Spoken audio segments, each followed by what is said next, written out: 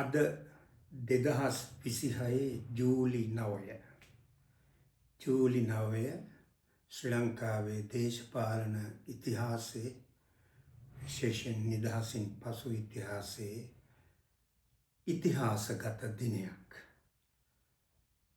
නිවැරදි හේතු නිසා නොවේ, වැරදි හේතු නිසායි එය ඉතිහාසගත වන්නේ.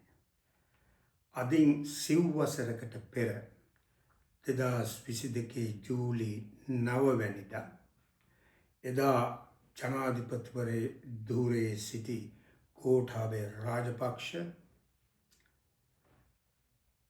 ප්‍රචණ්ඩ බලහත්කාරයෙන් රටෙන් පළවා හරිනු ලැබුවා. ඔහු ධූරයෙන් ඉවත් වුණා. දෙදිනකට පසු ඔහුගේ ආණ්ඩුව බිඳ වැටුණා. මේ ඉතිහාසගත වන්නේ හේතු ගණනාවක් නිසා. දකුණු ආසියානු රාජ්‍යයන් අතර යටත් පිටිත පාලනයෙන් නිදහස ලැබීමෙන් පසු අඛණ්ඩව ජනතාවගේ ඡන්දයෙන් බලය මාරු වූ රටවල් අතර සිටින්නේ ඉන්දියාව හා ශ්‍රී ලංකාව. මෙය දකුණු ආසියාවට සීමා වූ වාර්තාවක් නොවේ. සමස්ත ලෝකයෙන්ම පිළිගත හැකි වාර්තාවක්. 2022 ජූලි 9 වැනිදා ඒ වාර්තාව බිඳ දමනු ලැබුවා. බිඳ වැටුණා. 2019 ජනාධිපතිවරණයේදී සුපැහැදිලි ජනවරමක් ඇතිව ජනතාවගේ ඡන්දයෙන් ප්‍රජාතන්ත්‍රවාදී ලෙස ව්‍යවස්ථානුකූලව බලයට පැමිණි ජනාධිපතිවරයා 2022 මාර්තු මාසයේ පටන් ගත්ත 2022 ජූලි 14 දක්වා ඇදී ගිය ප්‍රචණ්ඩ බලහත්කාරය සලකුණු වුණු ව්‍යාපාරයකින් දුරයෙන් පළවා හරිනු ලැබුවා. ඒ තේරුමෙන් මේ දවස ඉතිහාසගත වෙනවා. එදා කුමක්ද සිදු වුණේ? ගෝඨාභය රාජපක්ෂ ජනාධිපතිවරයා ධූරයෙන් පන්නා දැමූ ඒ ව්‍යාපෘතිය සැලසුම් කරපු පිරිස. ඊට අරමුදල් සම්පාදනය කළාය. ඊට සහයෝගය දුන්න දේශීය විදේශීය කණ්ඩායම් බලවේග, එවැනි බලවේග කණ්ඩායම් රාශියක් තිබෙනවා. ඒ බලවේගවල සැලසුම්කරුවන්ගේ ආඛ්‍යානය, ඔවුන් ප්‍රචලිත කර තිබෙන ආඛ්‍යානය අනුව එදා සිදු වුණේ ප්‍රජාතන්ත්‍රවාදී ජාතික ව්‍යාපාරය. ගෝඨාභය රාජපක්ෂගේ ආණ්ඩුව ආර්ථිකය බිඳවැටුව, බංකොලොත් කළා. ඒ නිසා ඊට එරෙහිව ජනතාව ස්වයං සිද්ධව පාරට පැමිණිය. සාමකාමී උද්ඝෝෂණ ව්‍යාපාරයකින් ඔහු පන්නා දැම්මා. මේ තමයි ජනප්‍රිය ආඛ්‍යානය. මේ ආඛ්‍යානය පිළිගන්න පිරිස් අතර සිටිනවා මේ රටේ සමාජයේ ඉහළම ස්ථාරවලට අයත් ජනයා. කතෝලික ක්‍රිස්තියානි ආගමික ප්‍රධානීන්, ඇතැම් බෞද්ධ භික්ෂූන් වහන්සේ, ශ්‍රී ලංකා නීතිඥ සංගමය, බටහිර රටවලින්, ධනවත් රටවලින් ලැබෙන මුදල් මත යැපෙන, ඒ මුදල් වෙනුවෙන් මානව හිමිකම් යහපාලනය ගැන කතා කරන සිවිල් සංවිධාන, රාජ්‍ය නොවන සංවිධාන, විශ්වවිද්‍යාල ආචාර්යවරුන්ගේ සංගම් සමුළුව, ශ්‍රී ලංකා මානව හිමිකම් කොමිසම, ශ්‍රී ලංකාවේ ජනමාධ්‍ය මේ කණ්ඩායම් අතර ඉදිරියෙන්ම සිටිනවා. ඒතර ඔවුන්ගේ ආඛ්‍යානය අනුව මේ ප්‍රජාතන්ත්‍රවාදී ව්‍යාපාරය. එය නිවැරදිද? අපි විමසා බලමු. ප්‍රජාතන්ත්‍රවාදයේ එනම් දේශපාලන ප්‍රජාතන්ත්‍රවාදය, political democracy එහි ඇතුළත් වන ප්‍රධාන ලක්ෂණය තමයි ජනතාවගේ ඡන්දයෙන් පාලකයන් තෝරා ගැනීම සහ ජනතාවගේ ඡන්දයෙන් පාලකයන් ඉවත් කිරීම. 2022 ජූලි 9 සිද්ධ වුණේ ඊට හාත්පසින් වෙනස් කුමන්ත්‍රණයක් බඳු ප්‍රචණ්ඩ ව්‍යාපාරයකින් බලය පැහැර ගැනීමක් හෝ ආණ්ඩුව පෙරලා දෙමීමක් බඳු ක්‍රියාව. නමුත් මෙරටේ ඒ ව්‍යාපාරය අරගලය නමින් උත්කර්ෂයට නංවන පිරිස් තවමත් මේ අවුරුදු 4කට පසුවත් එය දකින්නේ විශිෂ්ට ප්‍රජාතන්ත්‍රවාදී ව්‍යාපාරයක් ලෙස. එක නිදර්ශනයක් සඳහන් කරනවා නම් මේ අවුරුද්දේ මැයි 22 වෙනිදා දිනපතා ඉංග්‍රීසි පුවත්පතකට ලිපියක් සම්පාදනය කළ ආණ්ඩු ක්‍රම ව්‍යවස්ථා විශේෂඥයෙක් ලෙස හඳුන්වා ගන්නා මහත්මයෙක් සඳහන් කරනවා අරගලය ජනතාව විසින් නායකත්වය දෙනු ලැබූ ප්‍රජාතන්ත්‍රවාදී ව්‍යායාමයක් ලෙස මෙරට ප්‍රජාතන්ත්‍රවාදී අරගලයේ හැරවුම් ලක්ෂයක් ලෙස අධිකාරිවාදයට දූෂණයට ආර්ථික පරිහානියට එරෙහිව පැන නැගුණු ජනතා නැගිටීමක් ලෙස ආර්ථික අර්බුදයක් තිබුණු බව ඇත්ත. නමුත් ඒක 2019 දී ඇති වූවක් නොවේ. එයට දීර්ඝ ඉතිහාසයක් තිබෙනවා. අද බලයේ සිටින ආණ්ඩුවේ නායකයා සහ ඇමතිවරයෙක් ප්‍රසිද්ධිය පිළිගත්ත මේ අර්බුදය ඇති වෙන්නේ 2019ට කලින් බව. ප්‍රජාතන්ත්‍රවාදී ව්‍යාපාර ආණ්ඩු පෙරළියකදී නම් මෙවැනි ප්‍රචණ්ඩත්වයක් ක්‍රියාත්මක වෙන්නට පිළිවන් කමක් නැහැ. ජනතාවගේ කැමැත්තෙන් තොරව ආණ්ඩු පෙරලා දැමීම ප්‍රජාතන්ත්‍රවාදය නොවේ. මේ අරගලයේ වෙනුවෙන් පෙනී සිටින පිරිස් නිතර කතා කරනවා ප්‍රජාතන්ත්‍රවාදය ගැන, මානව හිමිකම් ගැන, යහපාලනය ගැන. ඔවුන් නිසකවම දන්නවා විය යුතුයි 1948 දෙසැම්බර් 10 එක්සත් ජාතීන්ගේ මහා මණ්ඩලය සම්මත කළ මානව හිමිකම් පිළිබඳ විශ්ව ප්‍රකාශනය එහි අන්තර්ගත වතන්ති. ඒ UDHR Universal Declaration of Human Rights මේ ලියවිල්ල එක ප්‍රකාශනයක් ලෝකයේ එක්සත් ජාතීන්ගේ සමාජිකයන් නොවන රටවල් පවා පිළි අරගෙන තිබෙනවා. ඒ ප්‍රකාශනයේ UDHR ලේඛනයේ 21 වෙනි වගන්ති 3 වෙනි ඡේදයේ පැහැදිලිව කියනවා ආණ්ඩුවක අධිකාරය පදනම් විය යුත්තේ ජනතාවගේ කැමැත්ත මත. ඉංග්‍රීසි ලේඛනයේ කියන්නේ the will of the people ජනතාවගේ කැමැත්ත.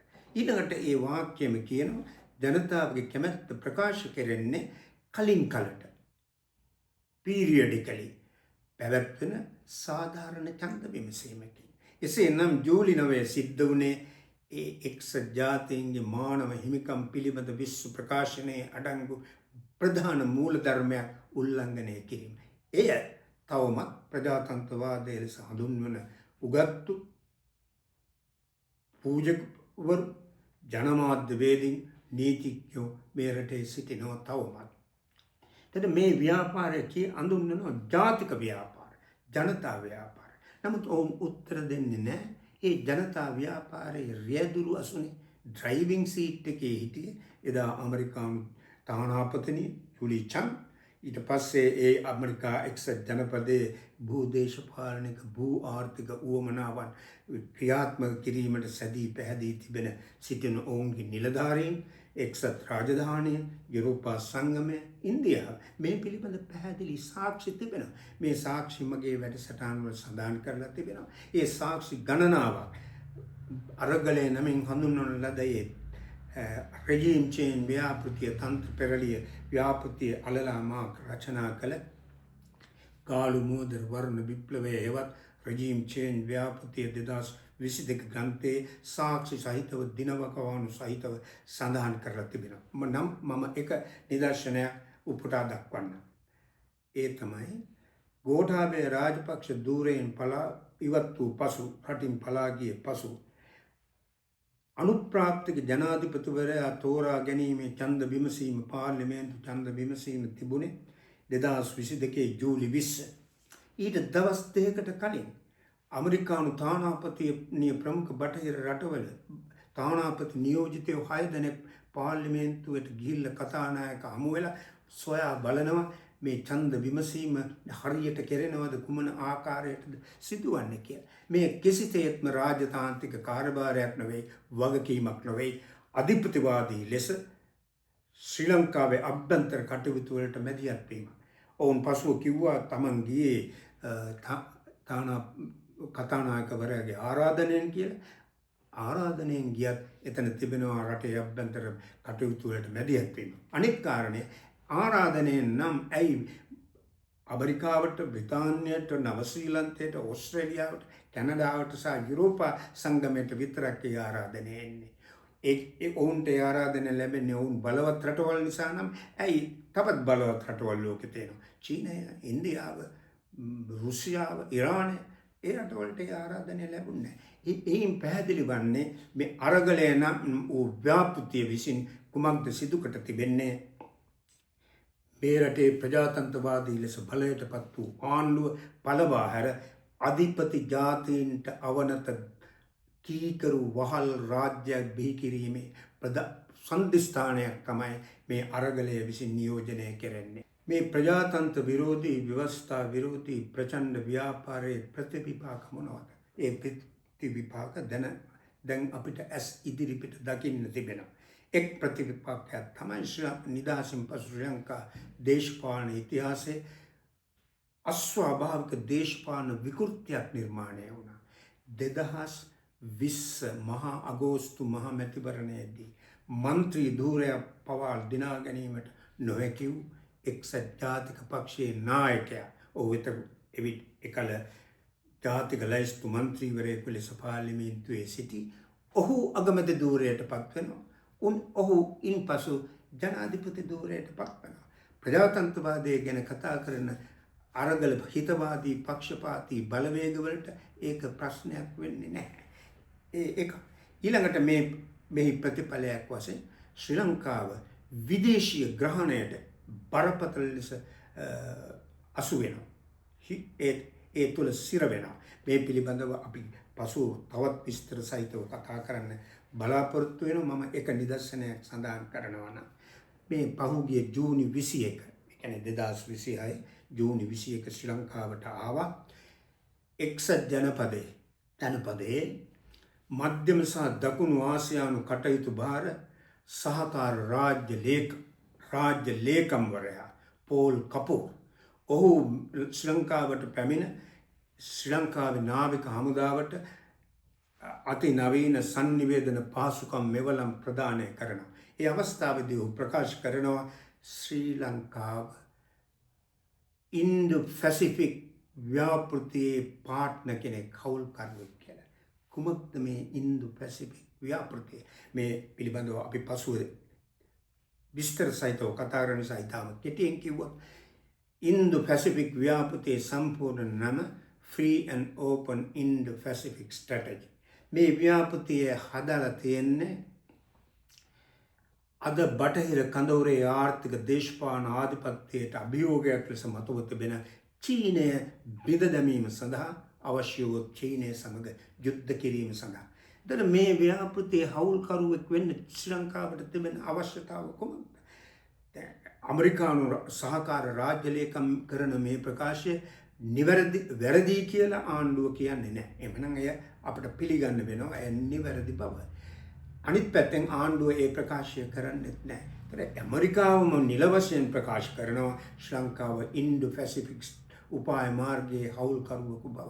ශ්‍රී ලංකාවේ කී දෙනෙකුට අවශ්‍යද ඇමරිකා එක්සත් ජනපදයේ ප්‍රමුඛ කඳවුර අනාගතයේදී චීනය සමග කරන යුද්ධයකට හවුල් වෙන්න, ඒ වෙනුවෙන් යුද්ධ කරන්න.